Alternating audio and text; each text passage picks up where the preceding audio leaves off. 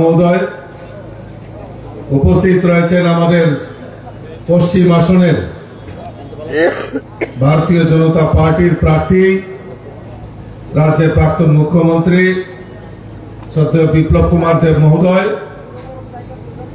উপস্থিত হয়েছেন আমাদের ভারতীয় জনতা পার্টির সদর জেলা কমিটির সভাপতি শ্রদ্ধেয় অসীম ভট্টাচার্য মহোদয়, মন্ডল সভাপতি সঞ্জয় সাহা মহোদয় এবং যার সভাপতিত্বে আজকের এই সভা পরিচালিত হচ্ছে মহারাজগঞ্জ বাজার ব্যবসায়ী সমিতির কনভেনর মাননীয় স্বপন পাল মহোদয় এবং উপস্থিত এই বাজারের ক্রেতা বিক্রেতা থেকে শুরু করে যারা আজকের এই অনুষ্ঠানকে শোনার জন্য এখানে উপস্থিত হয়েছেন, আমি সকলকে আন্তরিকভাবে অভিনন্দন এবং শুভেচ্ছা জানাচ্ছি। বন্ধুগণ, আপনারা অবগত আছেন যে আগামী 19শে এপ্রিল আমাদের এই পশ্চিম আসনে ভারতীয় জনতা পার্টির প্রার্থী, আমাদের রাজ্যের মাননীয় প্রাক্তন মুখ্যমন্ত্রী, বর্তমান রাজ্যসভার সাংসদ বিপ্লব কুমার দেবকে আমরা এই কেন্দ্র থেকে ভারতীয় জনতা পার্টির প্রার্থী হিসাবে প্রতিদ্বন্দ্বিতা করছেন। ভারতীয় জনতা পার্টিকে কেন ভোট দেবেন, তার জন্যই আজকে আমরা এখানে সমবেত হয়েছি। বন্ধুগণ, আমি খুব একটা বেশি বক্তব্য রাখবো না, কারণ মাননীয় মুখ্যমন্ত্রী আছেন, বিপ্লব দা আছেন, ওনারা বক্তব্য রাখবেন আপনাদের সামনে। আমাদের এই পূর্ব আসনের প্রার্থী কে হয়েছেন? কে হয়েছেন? কে প্রার্থী হয়েছেন? এই পশ্চিম আসনে কে আমাদের প্রার্থী হয়েছে? কে প্রার্থী হয়েছেন? পিছনের তারা জানে না নাকি? এই পশ্চিম আসনে কে প্রার্থী? আর সিপিএম এর প্রার্থী কে হয়েছে?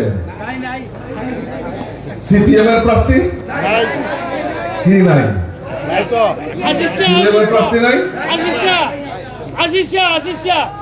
তাহলে ঠিক কইছে, তারা সিপিএম, তারা কংগ্রেস। তাদের রাজনৈতিক অবস্থান কি? তাদের গ্যারান্টি কে নেবে? তারা কোন সময়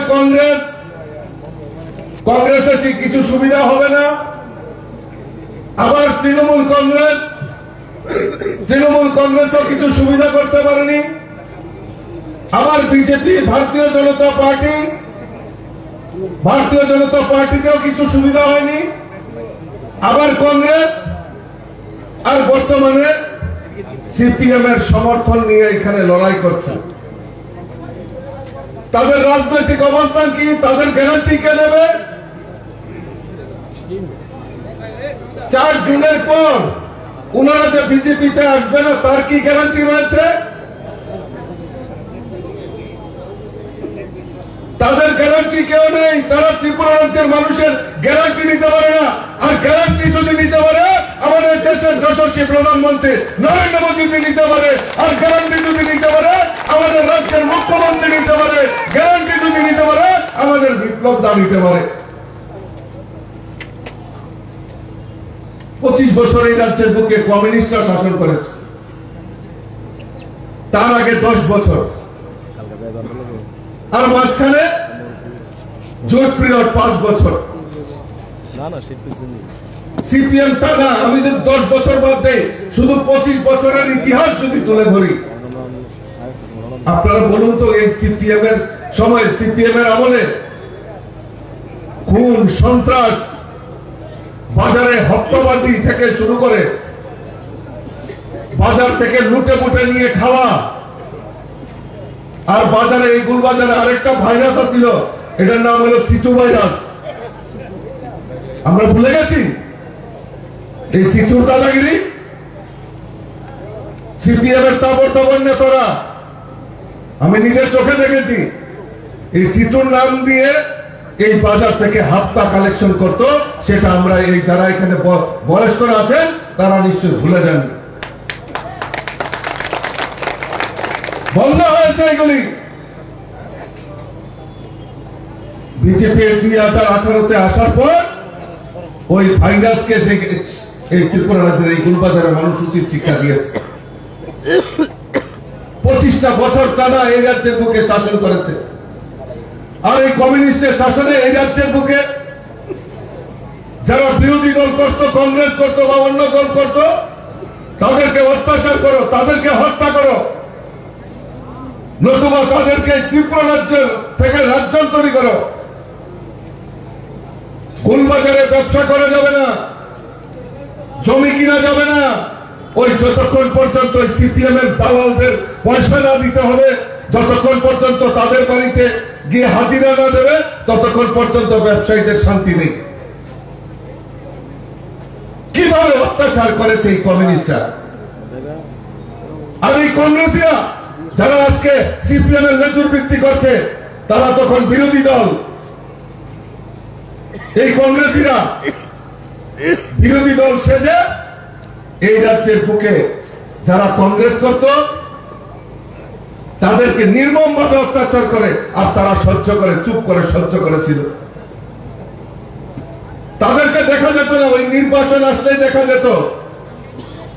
প্রতি বছর মানুষ তৈরি ছিল যে না, এই সিপিএম কে হটাতে হবে, কিন্তু সেই সময় বিরোধী দল কংগ্রেস, মানুষ কংগ্রেসের উপর আস্থা রাখতে পারেনি।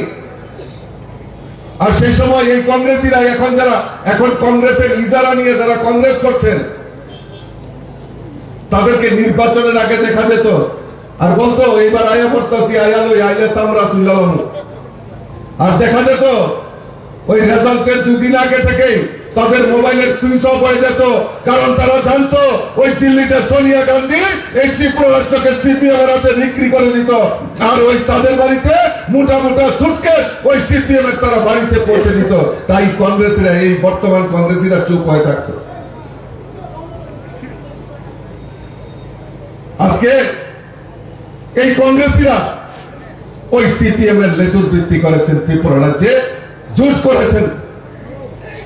গত 2 দিন আগে ওই কংগ্রেসী নেতাদের জিজ্ঞেস করছে সাংবাদিকরা যে বিজেপি তো আপনাদের কাছে আরোপ করছেন যারা এই সিপিএম এর শাসন 25 বছরে যারা কংগ্রেস করত তাদেরকে হত্যা করেছে নির্মম ভাবে, তাদেরকে অত্যাচার করেছে, আপনাদের কি বক্তব্য? ওই কংগ্রেসী নেতারা কি বলছে জানেন? বলছেন নিচে কর্মীদের মধ্যে ঝগড়াঝাটি হয়েছে, আমরা নেতারা ঠিক ছিলাম। আরে কি বুর্বকের কথা বলে! আপনারা কি ওই দিনের জন্য কংগ্রেস করেছিলেন? ওই দিনের জন্য কমিউনিস্ট করেছিলেন? তাদের নেতারা বলছেন যে আমরা কর্মীদের দায়িত্ব নিতে পারবো না, তারা নিজে নিজে ঝগড়া করে, ওই কংগ্রেস আর সিপিএম মিলে ঝগড়া করে, আমরা দায়িত্ব নিতে পারবো না। কি অদ্ভুত ব্যাপার!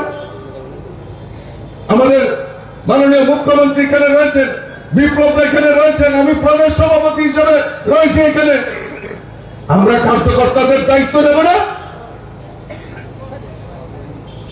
যে স্তরের কার্যকর্তাই হোক, তাদের উপর যদি আঘাত আসে, আমরা ছেড়ে কথা বলবো না।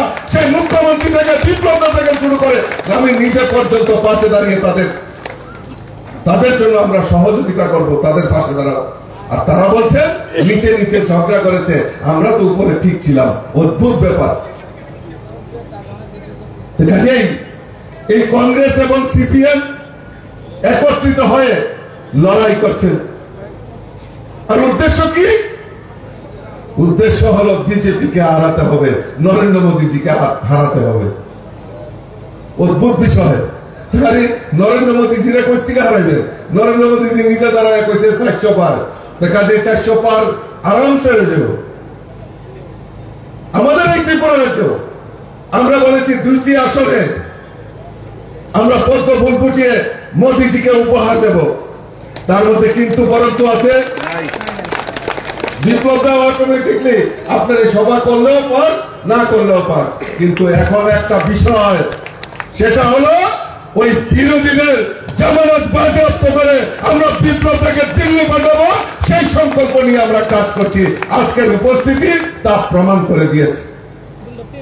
বন্ধুগণ, আমি বলেছিলাম যে আমি প্রথমেই আমার বক্তব্য দীর্ঘায়িত করছি না, কারণ এখানে দুজন বক্তা রয়েছেন, ওনারা বক্তব্য রাখবেন। আমি শুধু গুলবাজারবাসীকে, আমি যারা ব্যবসায়ী বৃন্দ তাদের কাছে আমি একটাই শুধু আবেদন রাখবো, যে কংগ্রেস এবং সিপিএম যেভাবে এই ত্রিপুরা রাজ্যকে লুণ্ঠন করেছে 25টা বছর, এবং তাদের যে চরিত্র, তাদের নেতাদের যে চরিত্র, আসল চরিত্র, তা বহিঃপ্রকাশ হয়ে গেছে সারা ত্রিপুরা রাজ্যের মধ্যে। 2023-এর বিধানসভা নির্বাচনে এই ত্রিপুরা রাজ্যের মানুষ কংগ্রেস এবং সিপিএম কে উচিত শিক্ষা দিয়েছে। আর আমি চাই এই লোকসভা নির্বাচনেও এই ত্রিপুরা রাজ্যের মানুষ জাগ্রত হয়ে গেছে। এই ত্রিপুরা রাজ্যের মানুষ এই কংগ্রেস এবং কমিউনিস্টদেরকে উচিত শিক্ষা দেওয়ার জন্য তৈরি হয়ে গেছে। আমি মনে করি গুলবাজারের উপস্থিতি আজকে তা প্রমাণ করে দিয়েছে। তাই বন্ধুগণ, সকাল সকাল আপনার পবিত্র ভোট সুনিশ্চিত করতে হবে। আমরা অধিক সে অধিক আমরা ভোট করব। প্রত্যেক বুথে বুথে আমরা জাগ্রত হয়ে আমাদের বুথকে আমরা ভোটারদেরকে যাতে সকাল সকাল গিয়ে ভোট করে সেদিকে আমাদের নজর রাখতে হবে এবং এই বাম কংগ্রেসীদেরকে উচিত শিক্ষা দিতে হবে। আমি আমার আলোচনা দীর্ঘায়িত না করে সকলকে আমি আবারও আন্তরিক অভিনন্দন এবং শুভেচ্ছা জানিয়ে আমার কথা বলা শেষ করছি। আমার সঙ্গে একবার জোরে আপনারা বলুন, বলুন, ভারত মাতা কি, ভারত মাতা কি, আপকি বার, আপকি বার, फिर से एक बार, फिर से एक बार, भारत माता की। सबाई के